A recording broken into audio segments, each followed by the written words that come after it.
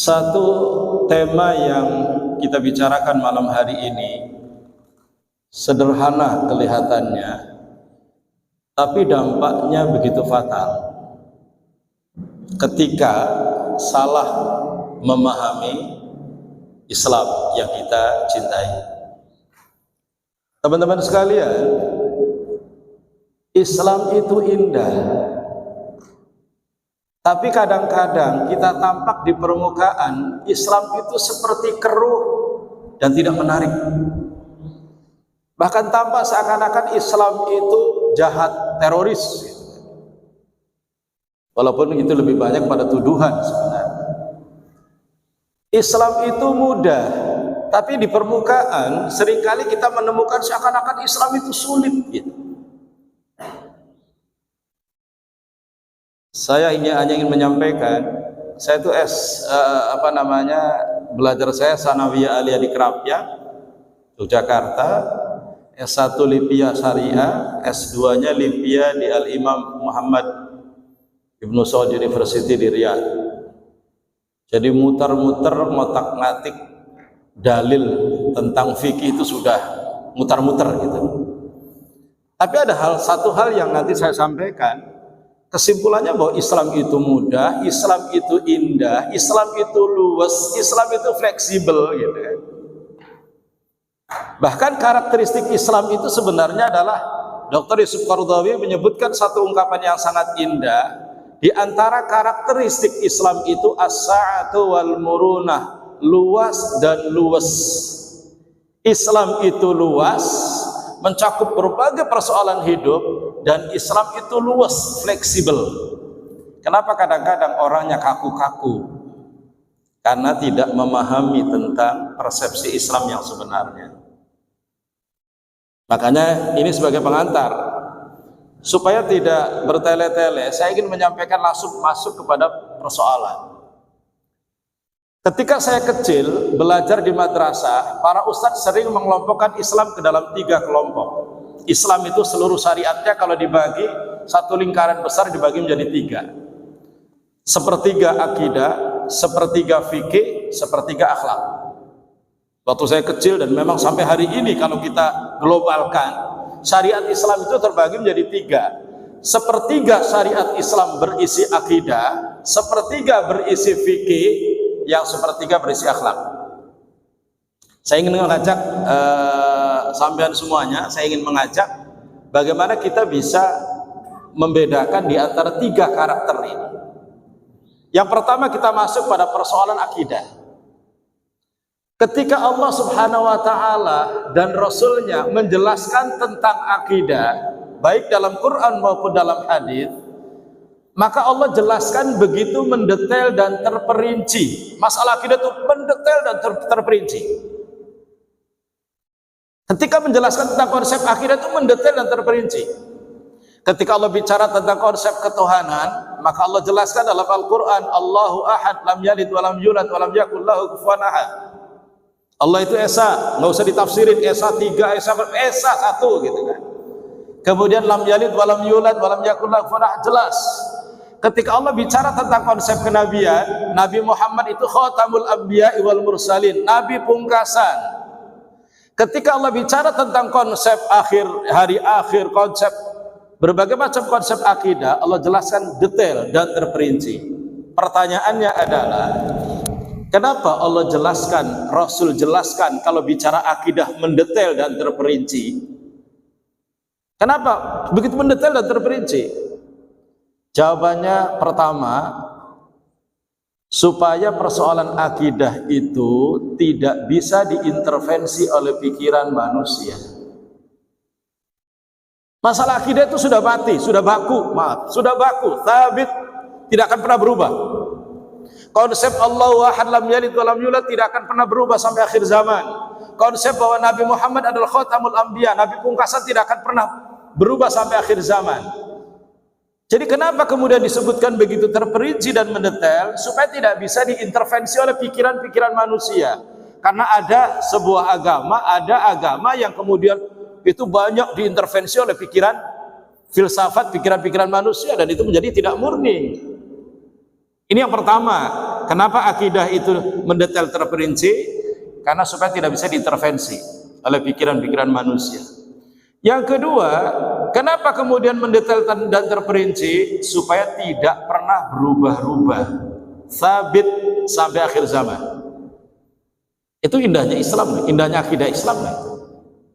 Makanya silahkan mau ustadz siapapun, ustadz dari manapun, dari gerakan dakwah manapun, dari ormas apapun gitu, kalau bicara akidah jelas, dan memang harus sama, tidak boleh beda, itu kan? Karena memang sabit, tidak boleh berubah. Gitu. Yang ketiga, yang paling penting lagi adalah kenapa masalah akidah itu dijelaskan begitu rinci, mendetail, gitu kan? Alasan ketiga, supaya bisa menjadi miqyas, barometer, standar untuk mengukur aliran-aliran yang muncul di kemudian hari. Jadi ketika muncul aliran baru kemudian mengatakan, saya ada pimpinan alirannya mengatakan dia dapat wahyu dari Gunung Salak namanya. Ya sudah, nggak perlu kemudian kita pikir macam-macam. Sudah aja pakai barometer akidah Islam. Nabi Muhammad adalah pungkasan para nabi. Ketika ada orang ngaku nabi, sehebat apapun dia, semenarik apapun penampilannya, tetap kita katakan itu sesat. Dengan gitu. Ketika muncul aliran baru yang mengaku sebagai Tuhan, apalagi itu kan? Ketika muncul kemudian aliran baru yang mengatakan, yang membuat kitab suci yang dicampur adukan dari berbagai macam ajaran, ya sudah, nggak bisa kita toleransi, gitu kan? Jadi sebenarnya bagi umat Islam, umatnya Rasulullah itu begitu gampang sekarang ini. Ketika muncul aliran-aliran baru atas nama apapun aliran itu, diusung oleh siapapun, sehebat apapun pemimpinnya, kita sudah punya akidah yang sudah baku. Mestinya tidak ada yang tertarik mestinya. Cuma masalahnya di negeri sampean ini akidah umat itu rapuh masalahnya. Sehingga sesesat apapun ajaran itu ada pengikutnya di negeri kita itu. Olia Eden itu kan perempuan yang penjual bunga, ngaku sebagai Siti Maryam, ada pengikutnya, ya kan? Ahmad Musaddiq yang aku dapat wahyu dari Gunung Salak, ada pengikutnya. Yang terakhir akhir-akhir ini lagi rame, gitu kan? Itu kan bicara akidah kan? Yang akhir-akhir ini lagi rame kan bicara banyak bicara akidah. Kalau kita menggunakan standar barometer akidah yang kita miliki, sudah banyak itu. Pelanggaran kesesatan satu sudah banyak banget. Kalau kemudian ada aliran kesannya indah banget, Islam banget, tapi kemudian Quran hanya dipilah-pilih sesuai dengan hawa nafsunya dan keinginannya, berarti itu juga sesat. Karena Quran itu dari surat An-Nas sampai dari Alif Lam, dari Al-Fatihah sampai An-Nas, ajaran yang harus diterima secara utuh. Harus diterima secara utuh. Jadi kalau kemudian ada aliran, ada kelompok yang mengambil ayat ini diambil, ayat ini ditolak, ayat ini kemudian sesuai selera kita, menguntungkan kita, yang ini kemudian ditolak, berarti sesat. Karena kitab Al-Quran tidak boleh diambil sebagian dan ditolak sebagian, harus utuh. Ini persoalan akidah yang harus kita pahami. Jadi mohon maaf, kenapa tema ini saya sampaikan? Karena ketika cara atau tasawur, gambaran, pemahaman umat ini tentang Islam itu salah, maka yang terjadi jungkir balik sikap yang tidak benar. Ketika menyikapi kesesatan akidah, toleransi. Ketika menyikapi persoalan perbedaan khilafiyah, kenceng banget gitu kan, seakan-akan kemudian dia adalah lawan umat Islam. Kenapa kemudian terjadi jungkir balik sikap yang nggak benar? Karena cara pandang memahami Islam yang salah. Makanya saya sampaikan malam hari ini, pertama konsep akidah dulu. Jadi akidah itu ketika Allah sampaikan, Rasul sampaikan dalam Quran maupun dalam hadisnya, disampaikan detail banget, mendetail dan terperinci. Tadi saya sampaikan apa rahasianya, alasannya kenapa Allah sampaikan mendetail terperinci. Sabit, dia baku, tidak akan berubah-ubah sampai akhir zaman. Tidak bisa diintervensi oleh pikiran manusia dan bisa jadi barometer standar untuk menilai aliran yang baru itu benar atau salah sesuai dengan akidah kita. Gampang banget gitu kan. Tuh. Nah, terus sikap kita terhadap masalah akidah kayak gimana? Ini pentingnya gini. Tasawur, gambaran, pemahaman kita tentang konsep akidah sudah kita pahami. Sikap kita bagaimana dengan masalah akidah? Sikap kita dalam masalah akidah itu, jadi pendekatan masalah akidah itu pendekatannya benar atau salah, hitam putih. Kalau masalah akidah, masalah akidah itu hitam putih. Kalau sesuai dengan akidah kita benar, tidak sesuai salah. Itu loh, hitam putih. Pendekatannya benar atau salah. Bapak-bapak yang seusia saya barangkali pernah mengikuti soal-soal zaman dulu, soalnya BS, ya kan? Yang pernah tahu mendapatkan soal BS siapa, Pak? Pak Rafiq masih ketemu, udah tua berarti Pak Rafiq. Yang pernah menemukan soal ujian SD, SMP pakai BS, benar atau salah, itu zaman dulu. Udah tua berarti. Ini sebelah kanan nih, pada nggak aku yang sebelah sana. Yang sebelah sini muda-muda nggak tahu kan ada soal BS ya. Jadi dulu tuh kalau SD SMP itu pertama tuh BS, B strip S. Jadi pertanyaannya mamanya, Allah itu esa, benar, gitu kan? Kalau ini semuanya salah, benar, salah. Nah itu soal BS itu kelihatannya gampang, tapi banyak kalau salah milih juga salah. Makanya saya tidak bisa matematik. Jadi kalau soal matematik biasanya pada ngitung kancing, BS. Akidah itu sikap kita benar atau salah, hitam putih, tidak ada kompromi. Kalau sesuai dengan akidah kita benar, tidak sesuai salah, itu aja. Tidak ada toleransi antar akidah. Tidak ada kompromi dengan persoalan akidah, tidak ada. Kalau kompromi masalah akidah, toleransi akidah itu dibenarkan, zaman Nabi sudah ditawarkan. Nabi Muhammad itu sudah ditawarkan. Tokoh-tokoh kafir Quraisy datang pada Abu Talib, ya Abu Talib, itu ponakanmu tuh ruwet banget itu. Kita yang lagi nyaman-nyaman, di masyarakat kita udah nyaman, masing-masing punya Tuhan. Ada 5, ada 10. Datang Muhammad, la ilaha illallah, tidak ada Tuhan kecuali Allah. Itu nggak bener tuh. Ribet banget itu Muhammad. Ya Abu Talib, sampaikan pada paman, sampaikan pada ponakanmu. Udah gini aja deh. Gini aja, kita kompromi saja. Besok saya menyembah Tuhannya Muhammad, lusa Muhammad menyembah Tuhan saya. Udah nggak usah disalah-salahin, udah kita kompromi aja. Ini kompromi akidah ini. Karena kalau untuk kebersamaan harmonisasi masyarakat kan nyaman kan, enak kan, kompromi akidah itu. Besok aku menyembah Tuhan Muhammad, lusa Muhammad menyembah Tuhan aku, enak, selesai. Sebelum Nabi Muhammad menjawab, Allah yang memberikan jawaban. Qul ya ayyuhal kafirun. Katakan ya Muhammad, ya ayyuhal kafirun, hai orang-orang kafir. Ini yang ayat-ayat yang ribet, yang kalau antum ngimami suka salah nggak selesai-selesai. Qul ya ayyuhal kafirun, la a'budu, aku tidak menyembah, ma ta'budun, apa yang kalian sembah. Poin 1, aku tidak akan menyembah apa yang kalian sembah. Wala antum ma'abiduna ma'abud, dan kamu tidak akan menyembah apa yang aku sembah. Kan? Diulang lagi 2 kali loh. Wala ana abidum ma'abattum, dan aku secara khusus tidak akan menyembah apa yang kalian sembah.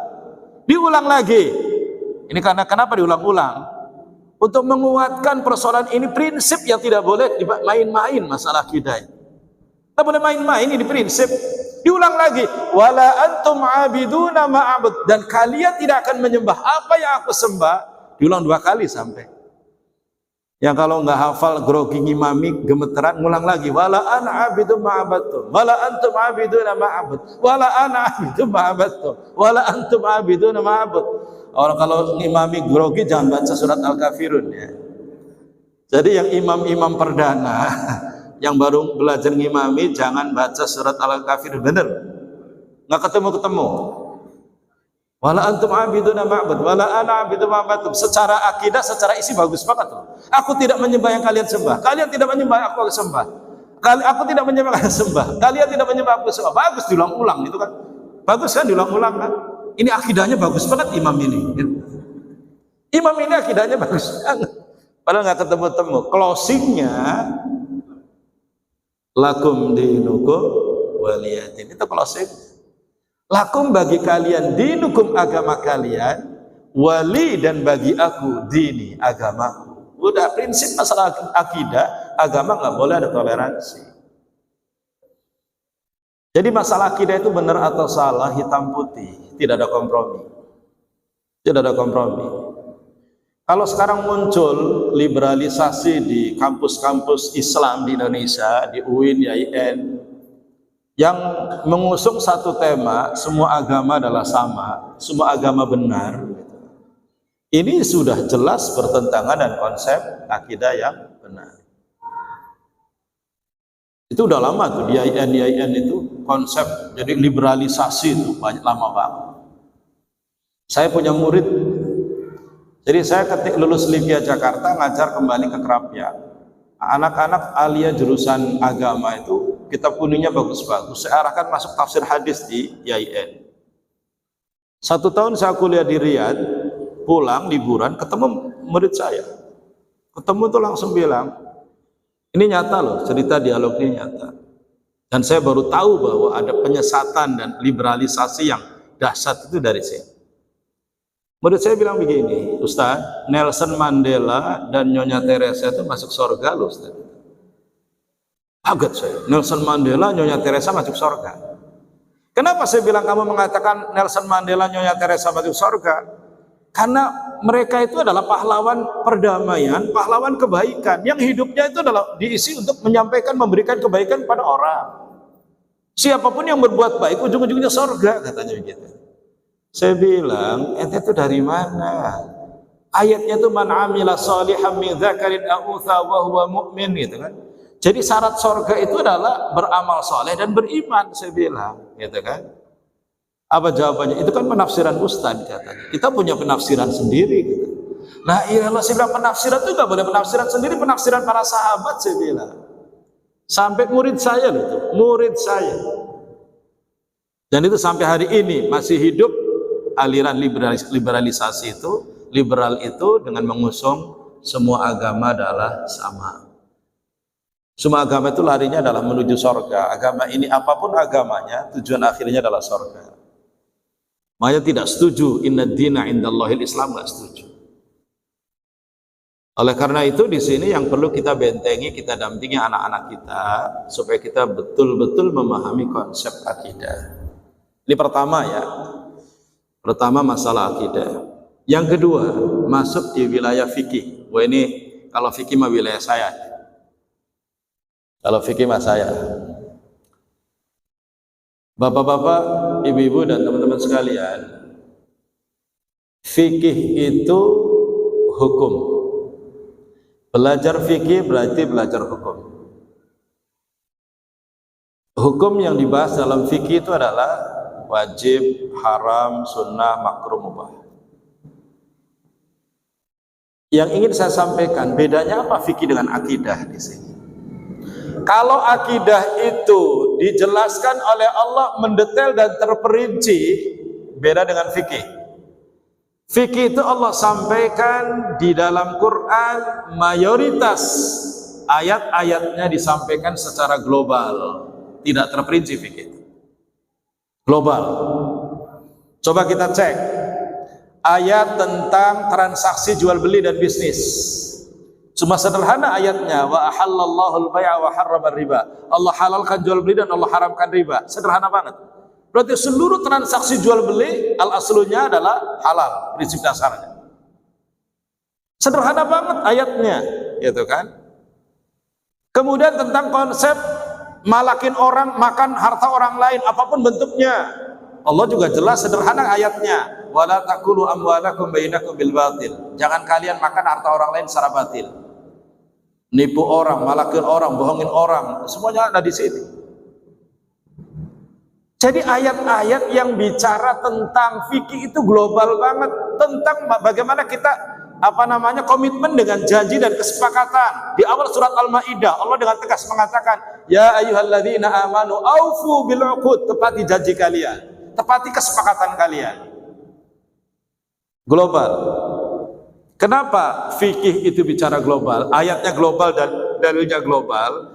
Karena persoalan fikih itu setiap tahun, perkembangan teknologi, fikih itu semakin maju dan semakin berkembang. Fikih itu maju dan berkembang. Dulu sebelum ada media, nggak dikenal istilah jual beli online. Sekarang muncul jadi jual beli online. Banyak transaksi jual beli yang sekarang dilakukan, kalau pakai panduannya fikih klasik, banyak nggak sah. Kalau panduannya pakai fikih klasik nggak sah. Kitab kuning itu.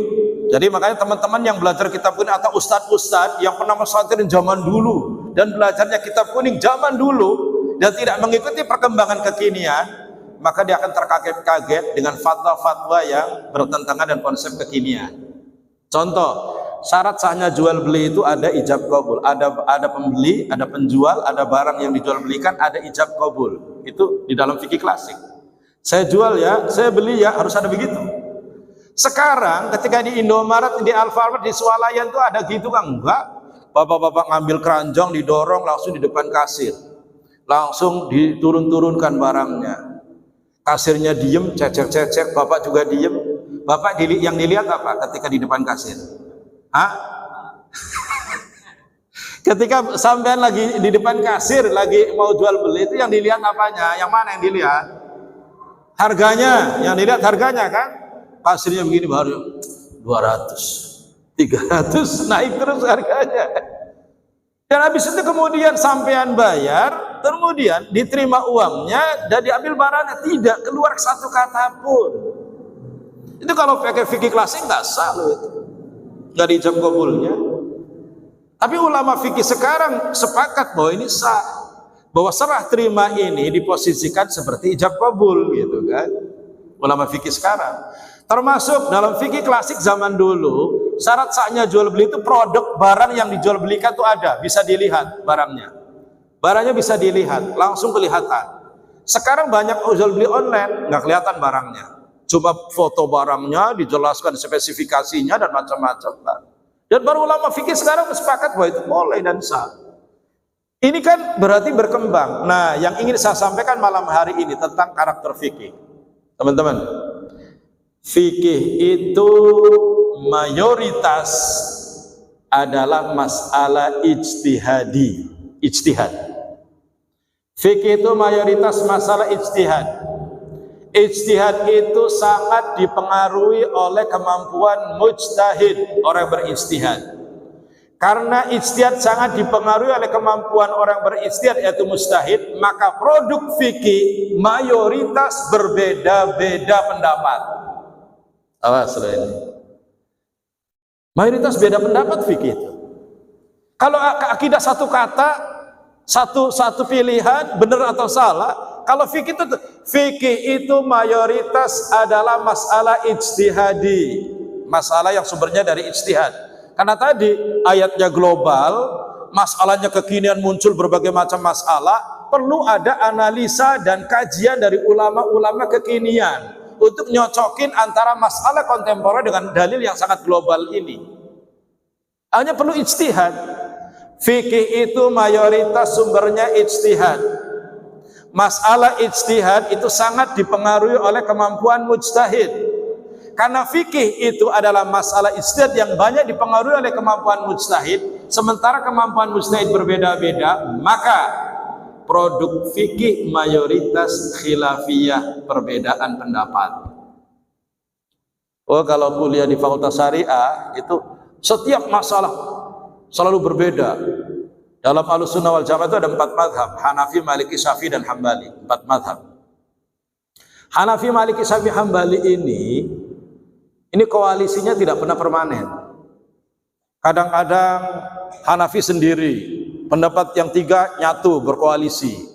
Kadang-kadang ini gabung sini, ini gini. Tidak pernah permanen.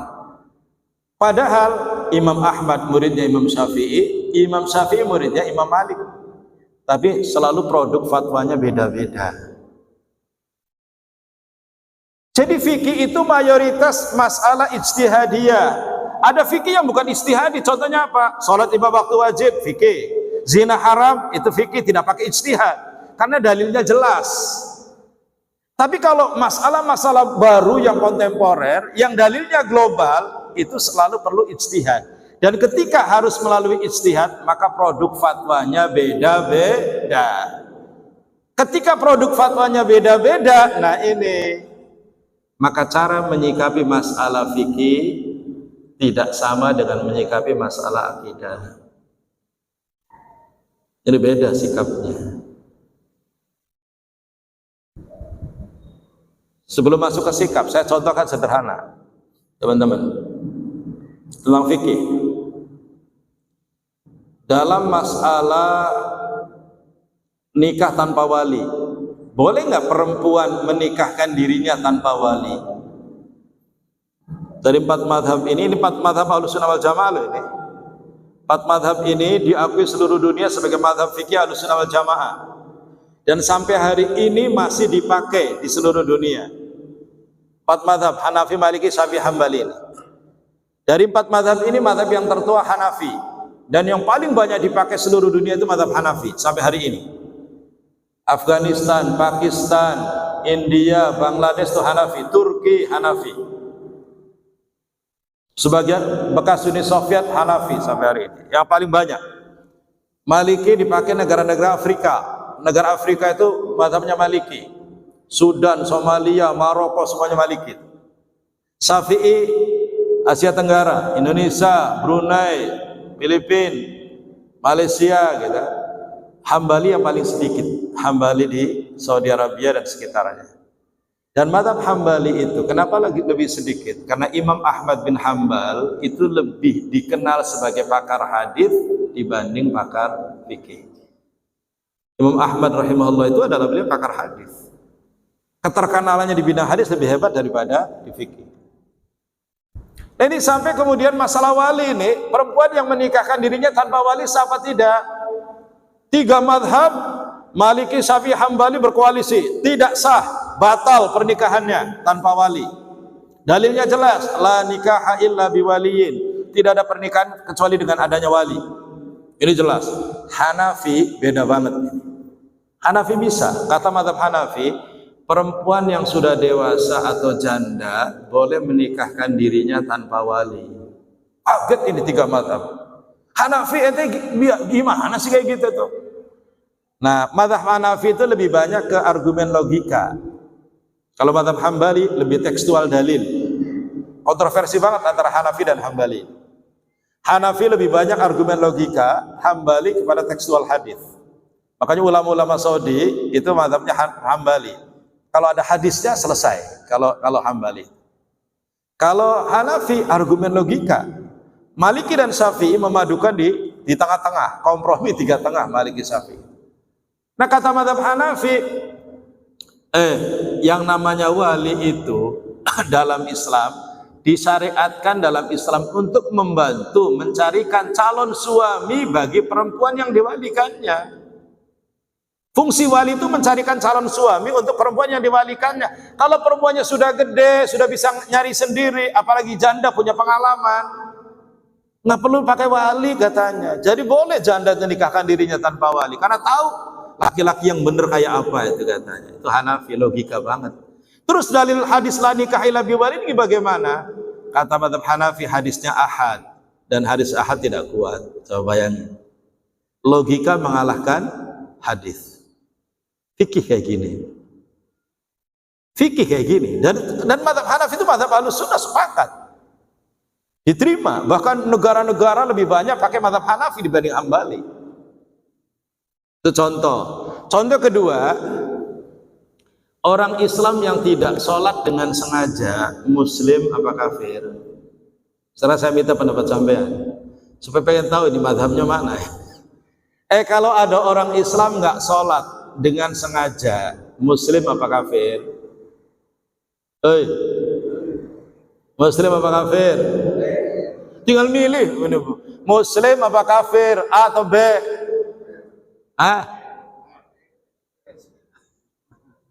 Udah ketakutan mau disalahin, nggak usah takut. Nih, ada hadisnya bunyinya begini: al-ahdul ladzi bainana wa bainahumus shalah, faman tarakaha faqad kafara. Perbedaan antara kami umat Islam dan mereka orang kafir adalah salat. Di ujung hadisnya Rasul mengatakan, faman tarakaha faqad kafara, barang siapa meninggalkan salat maka dia kafir. Hadisnya begitu. Jadi orang Islam yang nggak salat Muslim apa kafir? Ulangi, orang Islam yang nggak salat Muslim apa kafir? Mana dalilnya? Itu, gitu kan? Dalilnya itu kan? Tapi hati-hati loh sampean ngomong. Ini fatwa fikih loh ini. Kalau sampean mengatakan bahwa orang Islam yang nggak sholat dengan sengaja kafir, berarti sampean nggak boleh nyolatin orang Islam yang nggak sholat. Karena sampean nyolatin jenazah yang nggak sholat, sama aja sampean nyolatin orang kafir. Dosa loh sampean. Pertanyaannya, kalau sampean takziah nyolatin jenazah, pernah nggak bisik-bisik ini sholatnya sih waktu hidupnya? Pernah nggak sampai bisik-bisik waktu hidupnya sholat? Lu kalau kemudian ternyata yang disolati nggak sholat dan sampean bilang yang nggak sholat kafir, sampean nyolati orang kafir, dosa lu itu.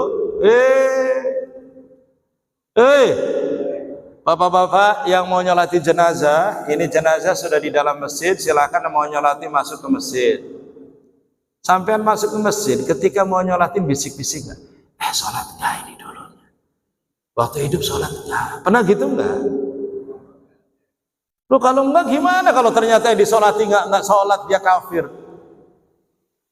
Jadi kalau sampean fatwanya adalah orang Islam yang tidak sholat dengan sengaja kafir, berarti mayoritas penduduk negeri ini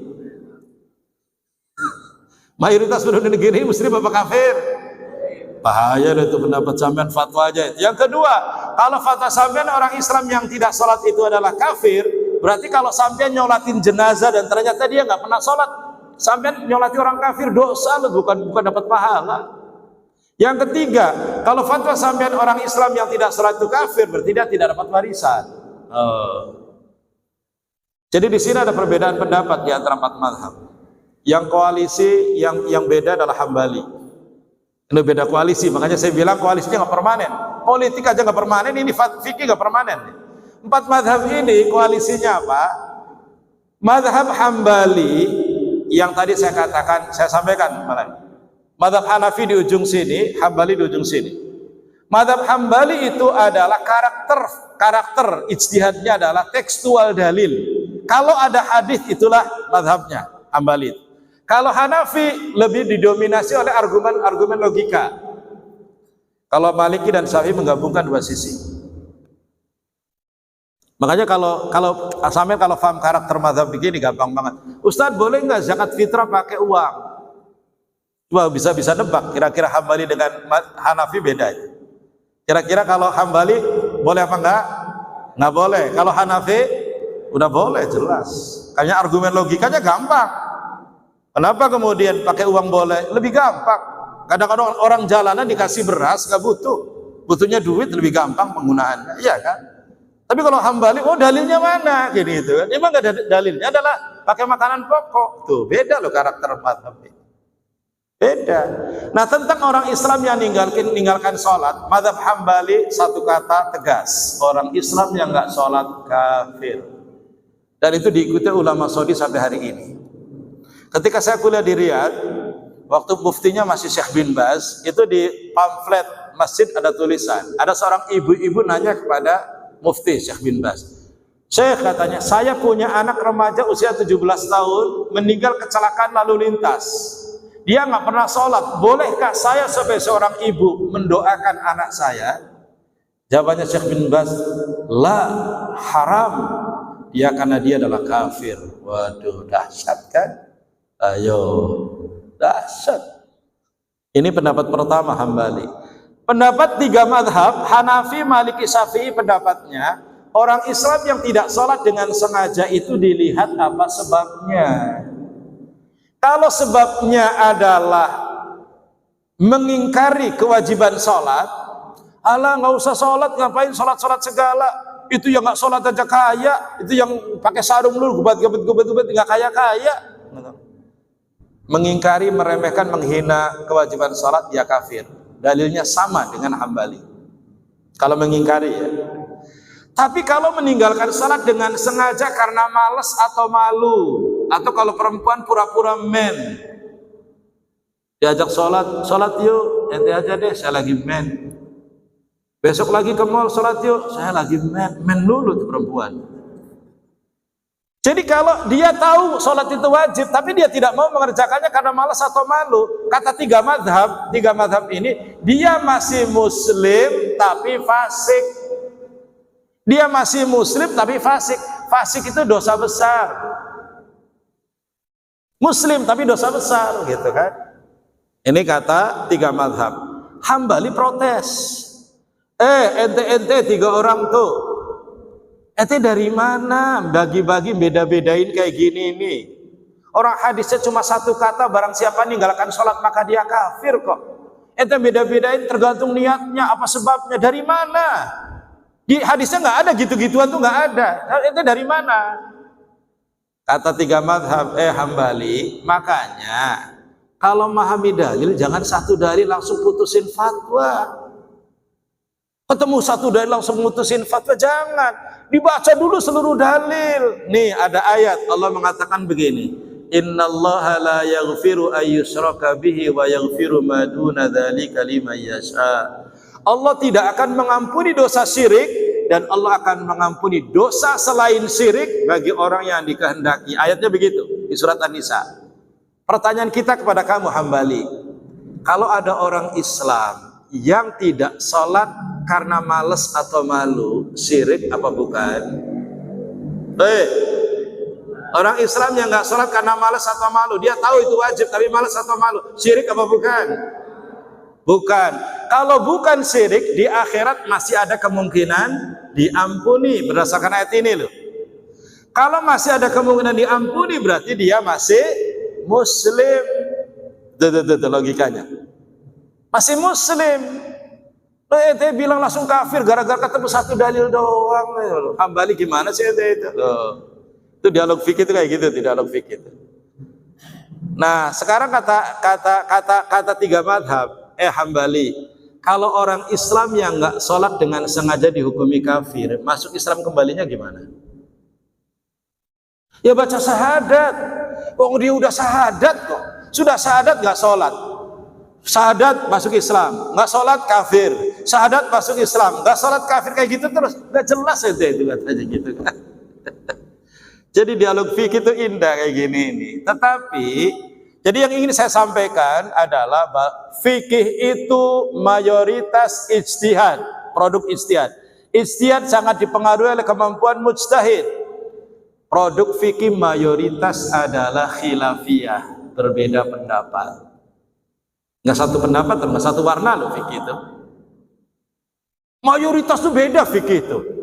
Kalau di persentase yang tidak berbeda itu cuma dikit. Mayoritas berbeda fikih itu. Kalau akidah kan tidak ada perbedaan sama sekali. Berbeda salah kalau akidah itu. Kalau fikih itu mayoritas berbeda. Makanya karena fikih itu mayoritas berbeda, maka sikapnya menyikapi perbedaan fikih itu tidak boleh sama dengan menyikapi perbedaan akidah. Maaf, dalam masalah akidah. Menyikapi masalah fikih perbedaan itu adalah dengan adabul ikhtilaf. Ada perbedaan dalam fikih itu, kata Imam Syafi'i, ra'yi shawab yahtamilul khata' wa ra'yu ghairi khata' yahtamilus shawab. Pendapatku, aku benar menurut aku, tapi mengandung kemungkinan salah, maka jangan mengklaim paling benar. Dan pendapat orang lain salah menurut aku, tapi mengandung kemungkinan benar. Jangan disalah-salahin. Makanya masalah khilafiyah itu nggak boleh disalah-salahin. Awas, masalah perbedaan fikih itu nggak boleh mengklaim paling benar dan nggak boleh disalah-salahin fikih. Makanya kalau sarjana yang S2, S3 fikih, dia lebih luas sikapnya. Beda dengan lulusan akidah. Kalau urusan akidah mau dari awal belajar kok ini syirik gitu kalau akidah itu. Makanya udah melihat sesuatu kayak udah hitam putih banget gitu kan. Sementara yang dihadapi adalah fikih. Sarjana hadis juga sama. Oh, ada dalilnya. Ini hadisnya sunnah, yang ini bid'ah, langsung kayak gitu. Bid'ah adalah sesat. Karena selalu itu yang difahami. Ketika yang dibicarakan fikih nggak tepat. Fikih itu masalah ijtihadi mayoritas. Ijtihad sangat dipengaruhi oleh kemampuan mujtahid. Produk fikih mayoritas perbedaan pendapat. Karena fikih mayoritas beda pendapat, maka cara menyikapinya jangan mengklaim paling benar dan jangan nyalahin orang. Indah loh ini. Disinilah mulai muncul keindahan sikap. Keindahan sikap akhirnya kalau masalah khilafiyah ini. Sampean jangan diputar balik, jangan dijungkir balik sikapnya ini, awas. Jangan dioplos sikapnya. Masalah akidah disikapi kayak masalah fikih, sehingga kemudian ada toleransi saling memahami, salah. Masalah fikih disikapi kayak masalah akidah, surga neraka dan benar salah juga. Awas loh, ini perbedaan sikap ini loh. Jadi harus tidak boleh. Makanya di dalam dakwah ada kaidah, di dalam dakwah sepakat para ulama bunyinya begini kaidah. La ingkara fi masailil khilaf. Tidak boleh ada pengingkaran dalam masalah khilafiyah. Sampean masuk masjid, dilihat ada masalah perbedaan khilafiyah, sampean diem, nggak usah nyala-nyalain kalau itu khilafiyah. Yang ingin saya sampaikan, coba saya bisa nanya, siapa yang bisa jawab? Apa perbedaan antara bid'ah dengan masalah khilafiyah? Apa bedanya masalah bid'ah dengan khilafiyah? Ayo, siapa yang bisa jawab? Ya bisa jawab dapat hadiah dari Pak Rafiq. Apa bedanya bid'ah dan masalah khilafiyah? Kalau bid'ah tidak ada dasar sama sekali. Kalau masalah khilafiyah ada dasarnya, ada dalilnya, tapi dalil ini diperdebatkan. Diperdebatkan bisa jadi karena sahih dan dhaifnya, bisa jadi karena pemahamannya diperdebatkan itu. Ini khilafiyah, ada dalilnya yang diperdebatkan, ini khilafiyah. Kalau ada dalilnya khilafiyah, jadi beda menyikapi bid'ah dan masalah khilafiyah. Bid'ah itu tidak ada dasar sama sekali, kalau khilafiyah ada dasarnya, tapi diperdebatkan. Nah, kalau khilafiyah ini yang kita bahas, tidak boleh disalah-salahin dan tidak boleh mengklaim paling benar. Saya sampaikan kepada sampeannya. Contoh, kunut subuh itu bukan bid'ah. Kunut subuh itu khilafiyah masuk. Artinya kalau sampean masuk ke masjid, imamnya kunut, ya sampean mau tidak kunut ya mangga gitu loh. Jadi indah menyikapinya, jangan kunut bid'ah, marah orang jadi bid'ah-bid'ahin kunut subuh gitu. Yang kunut silakan, yang nggak kunut silakan, itu masuk ke ranah khilafiyah.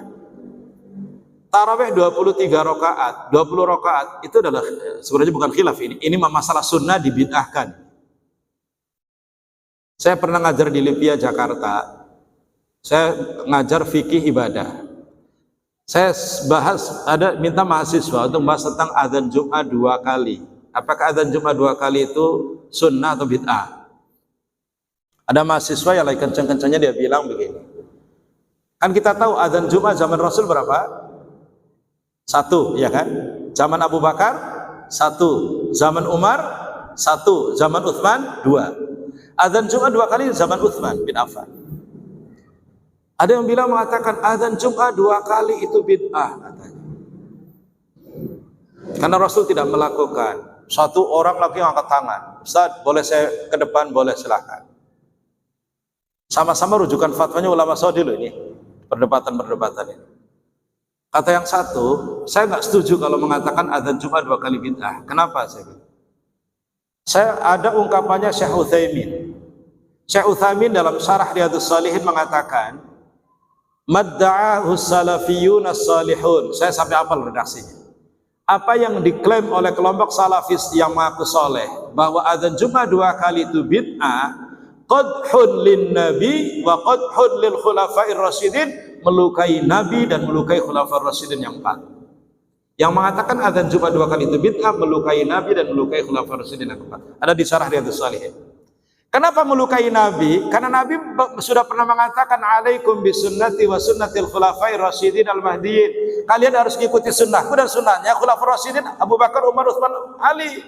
Ngikuti Rasul benar, ngikuti Abu Bakar ngikuti Rasul sunnah, ngikuti Abu Bakar, Umar, Utsman, Ali benar apa salah? Benar. Itu perintahnya siapa?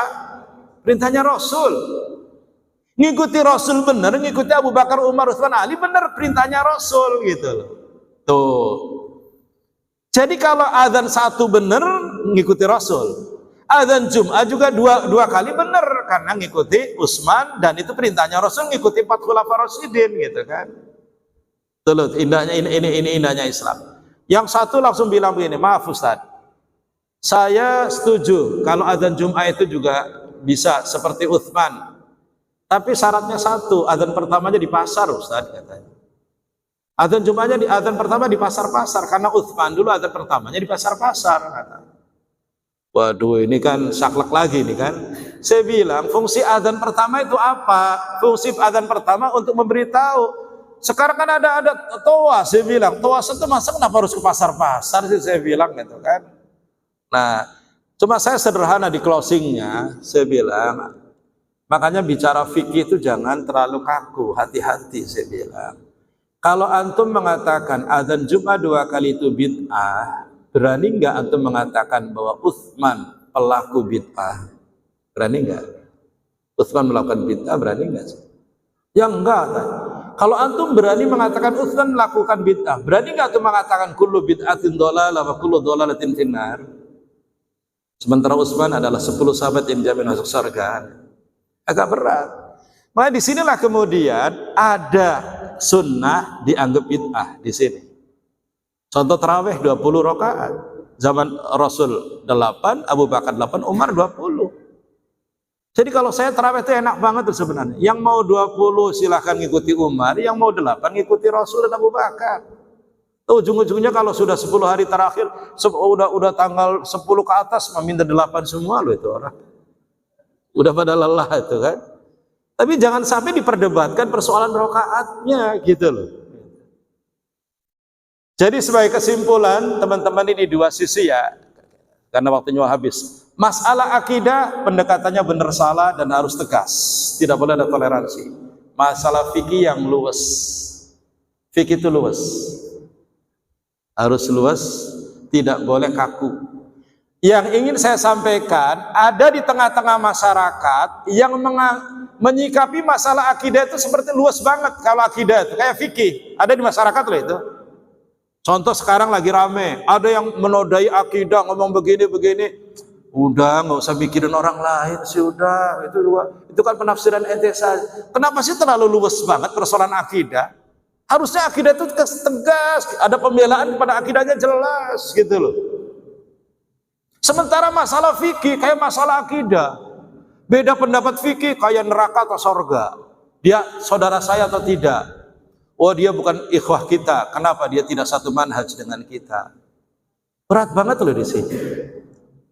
Dalam surat At-Taubah ada satu ayat, ayatnya sederhana begini, fa in tabu wa aqamus salata fa ikhwanukum fid din. Orang-orang kafir itu kalau mereka masuk Islam, bertaubat dan salat, dia adalah saudara kalian seagama.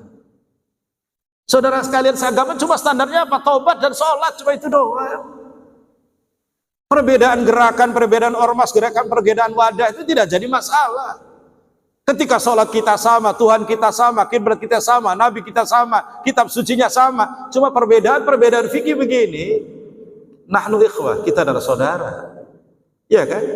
Harusnya begitu gitu, jangan salah. Kadang-kadang dengan kelompok minoritas dekat, dengan sesama muslim senyum aja susah sih, gitu kan?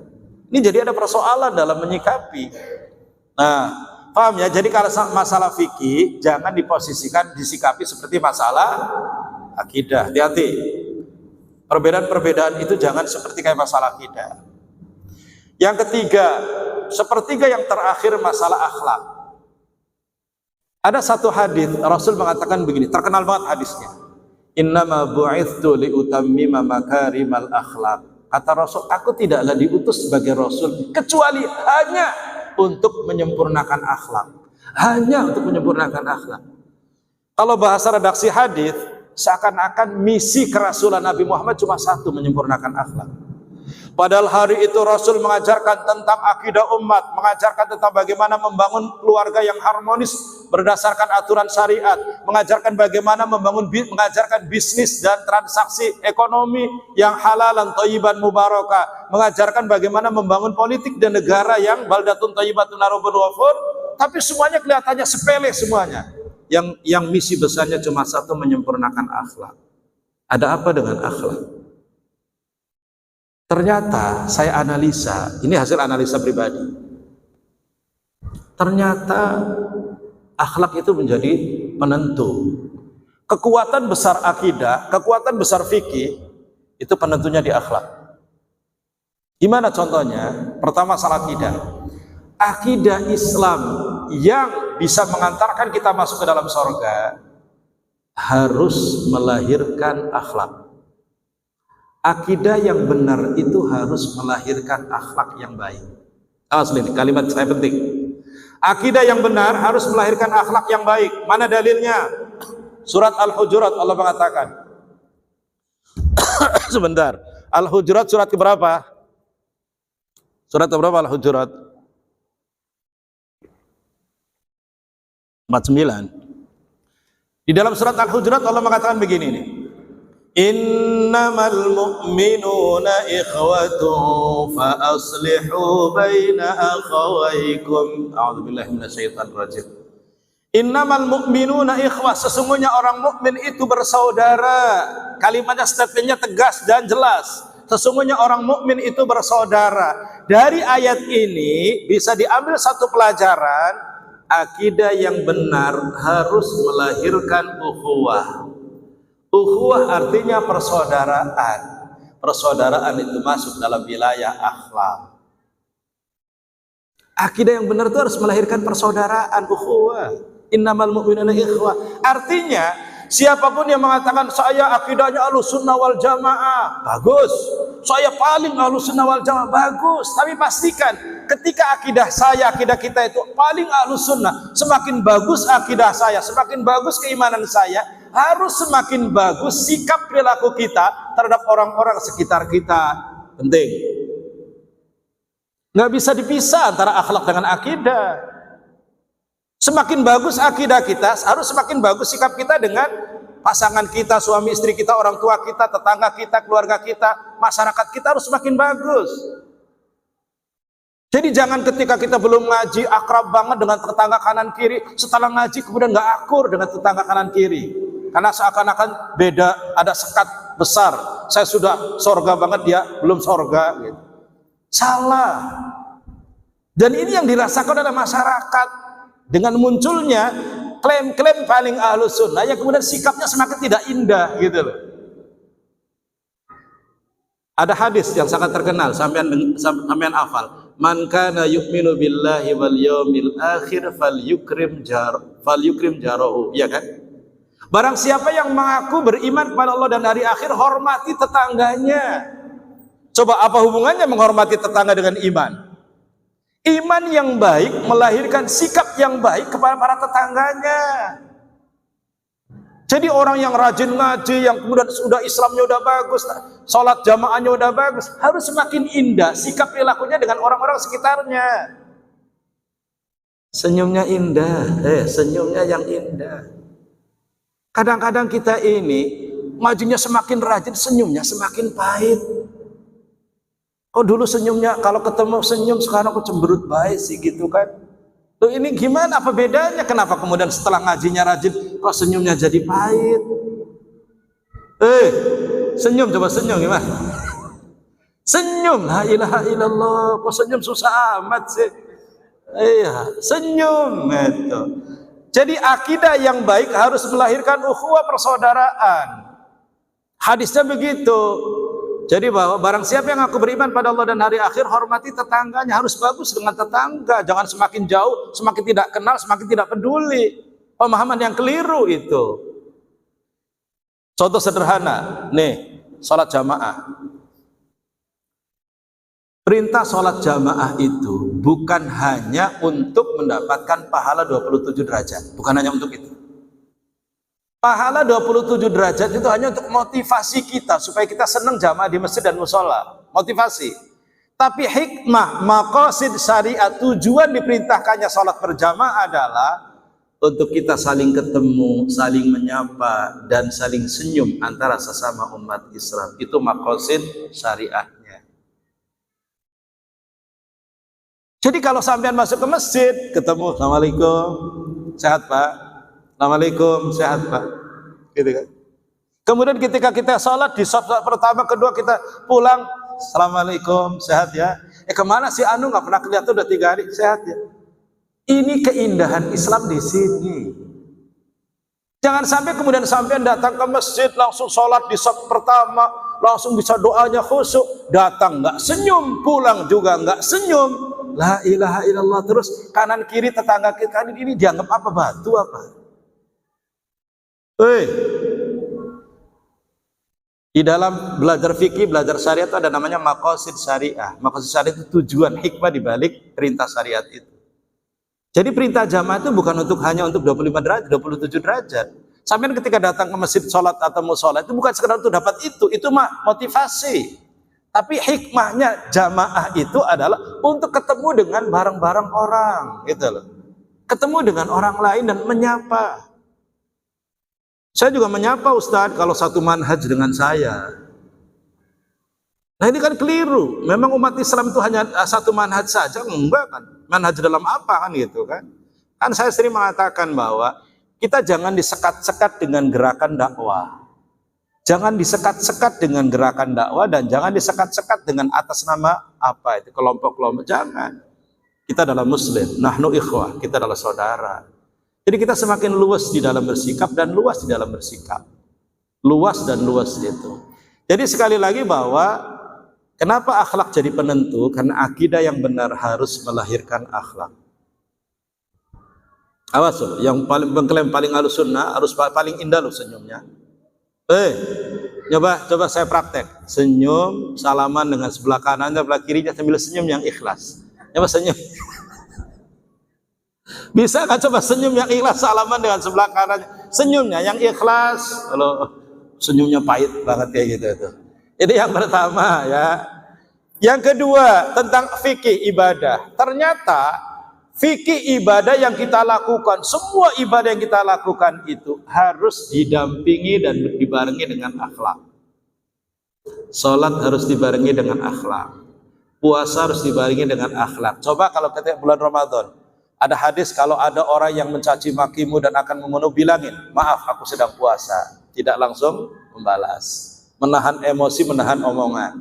Ketika mau haji, la fusuqa wala jidala fil hajj, gitu kan. Tidak boleh ada debat kusir, ada ngomong kotor, ada. Salat juga tanhanil fahsya'i wal munkar.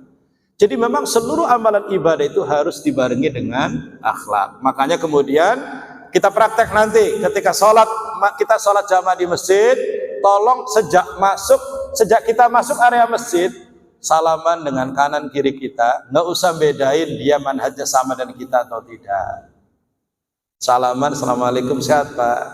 Assalamualaikum, sehat Pak. Ustadz, masa orang saya nggak kenal? Rasul itu ketika kemudian para sahabat ketika ada perintah salaman, perintah musafah dan perintah assalamualaikum, itu prakteknya sahabat tuh sampai ketemu assalamualaikum. Sampai ada pohon nih, pulang bareng, yang satu ke sini, yang satu ke sini. Ketika ketemu, assalamualaikum, salaman lagi. Prakteknya sampai seperti itu gitu. Jadi salaman itu ala man arafta wa man la ta'rif. Salam itu kepada orang yang kamu kenal dan orang yang tidak kenal. Jangan dibeda-bedain. Sejak kapan syariat ini disekat-sekat dengan kelompok-kelompok kecil kayak gini? Jangan. Jadi Islam itu adalah luas, Islam itu indah, dan coba bagaimana indahnya Islam itu kita buktikan dengan senyum indah kita. Bagaimana kita mempraktekkan indahnya Islam dengan senyum indah kita. Baik, teman-teman sekalian, udah jam 9.20, 10 menit kalau ada yang mau tanya jawab ya, supaya sesuai dengan jadwal 9:30. Sebelum, saya khawatir antum pulang kemudian lupa gitu. Saya cuma ingin membedakan bahwa akidah itu detail, terperinci, sikapnya benar atau salah, tidak ada toleransi, tegas. Toleransi antar umat beragama oke. Toleransi akidah nggak boleh. Fikih itu mayoritas ijtihad, tidak boleh mengklaim paling benar dan tidak boleh nyalahin orang. Udah saling memahami, dia punya dalil, saya punya dalil, ya kan? Dia punya dalil, saya punya dalil. Itu makanya sikapnya adalah saling menghormati. Akhlak ternyata menjadi penentu. Kenapa penentu? Akidah yang benar harus melahirkan persaudaraan, ibadah harus didampingi dengan akhlak. Penutup saya cerita. Saya ketika kuliah di Riyadh, S2 syariah saya sholat subuh rakaat kedua, takhir sholat subuhnya. Saya duduknya pakai tawarruk. Tawarruk itu yang kaki kirinya dikeluarin, tawarruk kan? Sebelah kiri saya anak muda, duduknya iftiras. Saudi itu bagusnya, kalau ngingetin orang berani, anak kecil juga berani ngingetin orang tua di Saudi. Di Indonesia mah nggak berani, nggak ada yang berani negur orang di Indonesia. Karena kalau ditegur marah-marah sih di Indonesia. Kalau di Saudi kalau ditegur tuh jazakallah khairan kayak gitu. Nah ini setelah assalamualaikum, ini yang sebelah saya ini langsung ngajakin salam. Assalamualaikum, waalaikumsalam. Ya akhi, katanya duduk kamu salah, katanya. Duduknya kamu salah, katanya. Tidak seperti itu, yang benar adalah iftiras kayak saya ini. Katanya. Saya bilang jazakallah khairan gitu kan. Sampai saya lirik. Dia nggak tahu ini. Yang ditegur itu master syariah, saya. Yang ditegur itu master di bidang fikih. Yang negur itu belum ada kumisnya. Masih kayaknya semester 1 kuliahnya kayak gini. Tapi saya hargai keberaniannya negur gitu kan. Nah, ternyata ketika saya pulang Indonesia agak ruwet, agak rame di masyarakat itu. Ketika ada sekelompok teman-teman yang belajar sifat sholat nabinya merujuk kepada karyanya Syekh Nasruddin Albani. Itu kan. Dan itu seakan-akan bahwa itu yang paling benar, yang praktek terjadi di sini seakan-akan salah. Padahal praktek sholat di Indonesia itu turun-temurun generasi ke generasi mengikuti mazhab Syafi'i gitu kan. Tapi seakan-akan salah. Nah, tentang duduk nih, perhatikan. 4 mazhab sepakat bahwa duduk di rakaat kedua itu harus iftiras. Sepakat, ya, rakaat kedua iftiras yang telapak kaki kirinya diduduki. 4 mazhab sepakat kalau rakaat terakhir itu duduknya tawarruk. Sepakat, selesai kan? Baik. Sekarang yang terjadi adalah rakaat terakhirnya 2 rakaat. Ini fikir loh ini. Nggak ada dalilnya loh ini, nggak ada dalilnya. Para ulama sepakat rakaat terakhir tawarruk. Ulama sepakat rakaat kedua iftiras. Sepakat kan? Sekarang kalau rakaat terakhirnya 2 rakaat seperti subuh atau Jumat, ayo milih tawarruk apa iftiras? Ayo. Nah, ini tidak ada dalilnya, tidak. Jadi akhirnya kemudian apa? Mazhab Syafi'i mengambil pendekatan sisi terakhirnya, makanya disuruhnya tawarruk. Mazhab Hambali mengambil dari sisi 2 rakaatnya, makanya iftiras. Disinilah perbedaan fikih, gitu loh. Perbedaan fikih. Terus akhirnya gimana? Ya sudahlah, artinya kalau sampean nyamannya pakai iftiras silahkan, yang gendut-gendut nyamannya iftiras gendut-gendut. Kayak saya yang perutnya gede itu kayak kadang-kadang kalau tawarruk tuh miring-miring ya Pak Haji ya. tapi jangan disalahin gitu loh, maksud saya. Jangan disalahin. Ini perbedaan khilaf fikihnya di sini. Itu contohnya. Tapi kadang-kadang langsung disalah-salahin. Itu yang kemudian orang akhirnya tidak menerima ketika disalah-salahin. Makanya ngajinya harus komprehensif lah. Dan itu saya pesan kalau ngaji, jangan itu ustadz saya, ini bukan ustadz saya, jangan. Karena semakin kolaborasi, itu semakin terbuka pemahaman kita tentang Islam. Demikian, kurang lebih minta maaf. Wallahu a'lam bishawab. Assalamualaikum warahmatullahi wabarakatuh. Waalaikumsalam. Ada pertanyaan, ada cukup? Disampaikan jazakumullah khair kepada Ustadz yang sudah menyampaikan tausiahnya. Selanjutnya ada sesi tanya jawab. Kepada yang ingin bertanya kami persilahkan. Untuk ikhwan bisa mengacungkan tangan, sementara untuk akhwat atau ummahat bisa menuliskan di kertas yang nanti akan kita sampaikan. Silakan untuk Ikhwan, barangkali ada yang ingin bertanya.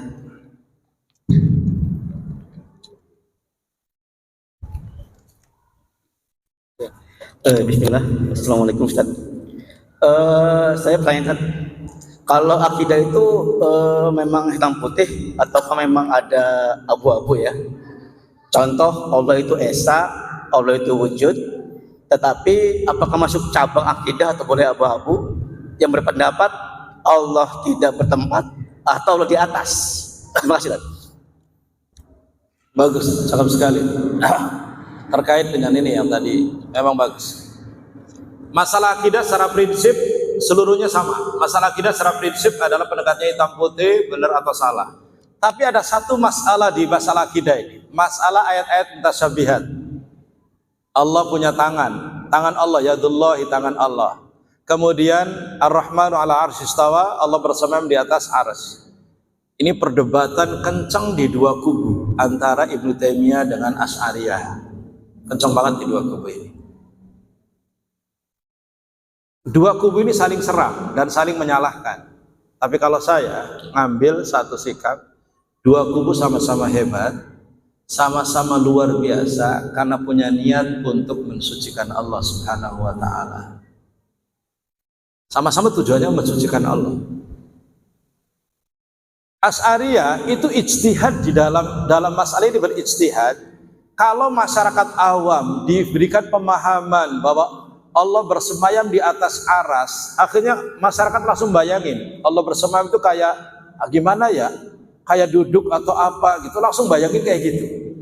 Ketika yadullahi fawqa aydihim, tangan Allah di atas tangan mereka, orang awam diartikan langsung Allah punya tangan, nanti khawatirnya masyarakat akan mengatakan, akan bayangin tangan Allah segede apa ya gitu kan. Untuk menghilangkan supaya masyarakat awam tidak lagi bayangin itu tentang Allah mujassad yang seperti makhluknya, maka langsung Asy'ariyah ngambil satu ijtihad, tangan Allah artinya kekuasaan Allah di atas kekuasaan manusia, supaya langsung orang tidak kebablasan memahami. Ini Asy'ariyah ijtihad untuk supaya orang tidak membayangin Allah dengan bentuk yang dia bayangkan, yang jadi syirik. Itu ijtihad. Nah, Ibnu Taimiyah berusaha untuk tidak mengotak-atik ayat ini supaya tidak salah sesuai dengan maunya Allah. Makanya kemudian Ibnu Taimiyah prinsipnya seperti ulama salaf, ulama zaman dulu, bahwa ulama awal-awal udahlah nggak usah diotak-atik. Ketika Allah punya tangan ya bicara aja Allah punya tangan, cuma tangan Allah tidak sama dengan tangan makhluknya, dan nggak boleh nanya, titik. Ayo selesai. Tangan Allah punya tangan, Ustaz, iya. Tapi tangan Allah tidak sama dengan tangan makhluknya, iya. Titik. Diam, ayo, diam. Diam. Ustaz, diam. Nggak boleh nanya. Ini kan sulit orang-orang awam. Nah ini contohnya begini. Sebenarnya saya melihat di dua kubu ini, saya melihat punya ijtihad, punya semangat, punya niat yang bagus. Asy'ariyah berijtihad memahami ayat ini supaya manusia tidak kebablasan membayangin Allah punya fisik, maka langsung diberikan arti yang lain. Ibnu Taimiyah khawatir bahwa memberikan penafsiran arti yang lain khawatir salah. Akhirnya kemudian udah nggak boleh ngotak-ngatik. Udah Allah punya tangan Allah tidak sama dengan tangan makhluknya. Titik. As-su'alu anhu bid'ah. Nanyanya aja bid'ah gitu. Ya udah. Terus kalau saya pribadi, saya hormati Asy'ariyah, hormati Ibnu Taimiyah. Terus bagaimana, apa yang kita ambil dari dua kubu ini? Kita ambil dua-duanya, tergantung siapa yang kita hadapi. Orang yang kemudian berpendidikan, orang yang kemudian imannya udah kuat, pakai pendapat Ibnu Taimiyah lebih aman. Yang lebih kuat udah kuat. Tapi orang yang lagi rasional banget, lagi banyak begini, wah lagi banyak, lagi baru belajar Islam begini-gini, kemudian kita langsung, Ustaz, ini dalam ayat ada Allah punya tangan. Terus bener enggak? Bener. Berarti Allah punya tangan ya? Iya. Terus tangan Allah kayak gimana? Ayo. Jangan nanya. Nggak boleh nanya ya Ustaz ya. Terus nggak boleh nanya gitu. Agak susah sebenarnya. Jadi kalau saya melihat memang dua itu perlu dihargai lah. Itu ijtihad. Tapi memang tujuannya adalah mensucikan Allah Subhanahu wa taala. Tapi di Thailand itu, di Thailand Selatan itu dua kubu itu saling serang. Tidak harmonis banget gitu. Di kita juga di kampung-kampung begitu. Kalau sudah dengar Ibnu Taimiyah yang ada yang muak banget, dengar Asy'ariyah kadang sesat banget gitu. Padahal teman-teman sekalian, ulama dulu tuh banyak mayoritas Asy'ariyah. Ibnu Katsir Asy'ari, Ghazali Asy'ari, Imam Ghazali banyak. Makanya jangan sampai kita terbawa statement-statement yang menyesatkan ulama-ulama besar. Kita punya adab lah. Kalau ada sesuatu yang tidak setuju dan pendapatnya ulama besar, silahkan di poin itu. Tapi hasanatu kebaikan mereka jauh lebih banyak yang harus kita hormati. Jangan langsung habis dijarah. Wah itu sesat. La ilaha hanya satu pendapat yang dia tidak suka menyesatkan semua perilakunya. Itu tidak adil. Tidak adil ya. Kalau belajar ilmu hadis, para ulama hadis itu ketika bicara tentang rawi, hadis ini sahih apa tidak? Dilihat rawinya A, B, C, D. A itu gimana? Kalau bicara rawi ini mana manhaj Ahlussunnah wal Jamaah nih? Kalau ditanya, sampean kenal Pak Rafiq? Kenal. Pak Rafiq itu gimana? Pak Rafiq itu gimana? Kalau Ahlussunnah begini pendapat. Pak Rafiq itu orangnya soleh, dia rajin ibadah, bagus sholatnya, dermawan, suka berbagi. Cuma dia kadang-kadang cerewet. Cuma dia kadang-kadang cerewet. Cumanya di akhir kecil loh itu. Kenal Pak Rafiq, kenal. Pak Rafiq itu gimana? Pak Rafiq itu orangnya begini-begini. Cuma dia pelit. Ini cumanya itu dikit gitu. Tapi kebaikannya disebutkan banyak. Itu dihargai proporsional. Kalau yang sekarang enggak. Kalau ditanya, kenal Pak Rafiq, kenal. Dia sesat. La ilaha illallah. Sekian banyak kebaikan hilang hanya karena satu pendapat yang dia tidak cocok. Ini bukan Ahlussunnah wal Jamaah loh dalam memberikan penilaian kayak gini. Ahlussunnah wal Jamaah itu proporsional, bagus, adil dalam menilai orang. Sebutkan kebaikannya dulu, cuma di akhirnya apa itu kan? Ini mah nggak kenal, wah nggak bagus. Itu selesai, waduh ya Allah. Baik, jazakumullah khairan, bagus pertanyaannya. Cukup sudah jam 9:30 ya. Supaya nanti bisa lanjut di pertemuan yang akan datang. Jazakumullah khairan. Saya minta maaf dan demikian. Assalamualaikum warahmatullahi wabarakatuh. Waalaikumsalam warahmatullahi wabarakatuh. Akhirnya telah berada di ujung acara.